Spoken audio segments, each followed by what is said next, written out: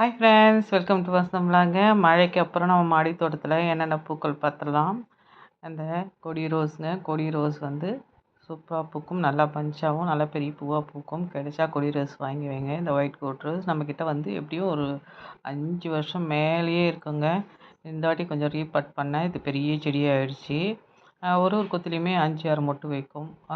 First வரும்போது ஒரு pinkish ஷேடில் வருங்க, ரொம்ப அழகாக பூக்கும் கொடி ரோஸு.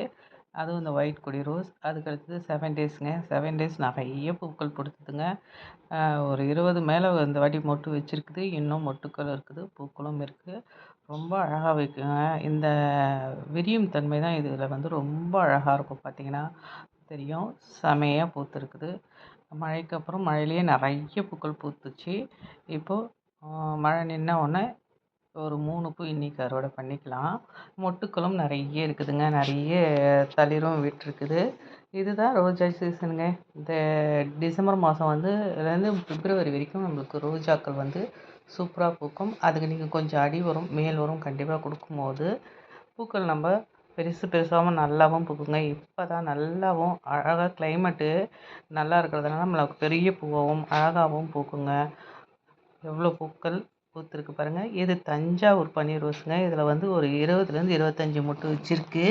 பார்த்தீங்கன்னா தெரியும். இது கொஞ்சம் டபுள் கலரில் வரும். தஞ்சாவூர் பன்னீர் ரோஸுன்னு சொல்லுவாங்க. நிறைய மொட்டுக்கள்ங்க.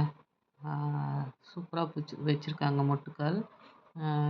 ஒரு ஒரு பூ பார்த்திங்கன்னா கொஞ்சம் டார்க்காக இருக்கும், அது 2 நாள் பூ.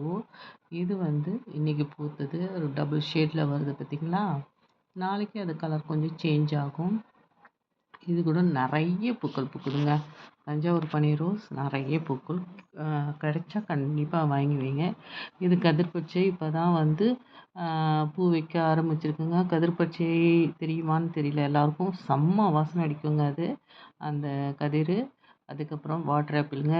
2 வாட்டர் ஆப்பிள் கீழே வந்து சாப்பிட்டாச்சு. ஒன்று இருக்குது நாளைக்கு சாப்பிட்றதுக்கு வச்சுருக்கேன். அதுக்கப்புறம் கொடி பன்னீர் ரோஸுங்க. செம்ம வாசனை அடிக்குது. இந்த இடம் வந்து அவ்வளோ வாசனையாக இருக்குது. கொடி வகை பன்னீர் ரோஜா. இதுவும் வந்து ஒரு 2 வருஷம் ஆகுது இது வாங்கி. இது இப்போ நல்லா கொஞ்சம் துளுத்து கலர் பார்த்திங்களா, அந்த பிங்கிஷ் கலர் அழகாகவே பூத்துருக்குது. ஒரு பூ கொட்டை செஞ்சிடுச்சு. அதுக்கப்புறம் இது எல்லோ கலர் 7 டேஸுங்க. Yellow 7 days. இதுவும் நிறைய பூக்குங்க. நான் மாடியில் வந்து நிறைய நாட்டு வெரைட்டிஸாக கலெக்ட் பண்ணியிருக்கேங்க. ஏன்னா ஹைப்ரிட் எனக்கு கொஞ்சம் டஃப் கொடுக்கறதுனால நாட்டு வெரைட்டிஸாக இதெல்லாம் வந்து நம்மளுக்கு எல்லா நாளும் பூக்கள் கொடுத்துட்டே இருக்குங்க. இன்றைக்கி நான் மாடியிலேருந்து எடுத்த பூக்கள் பாருங்கள். சூப்பரான அறுவடை மாடி தோட்டத்தில் ரோஜாக்கள்.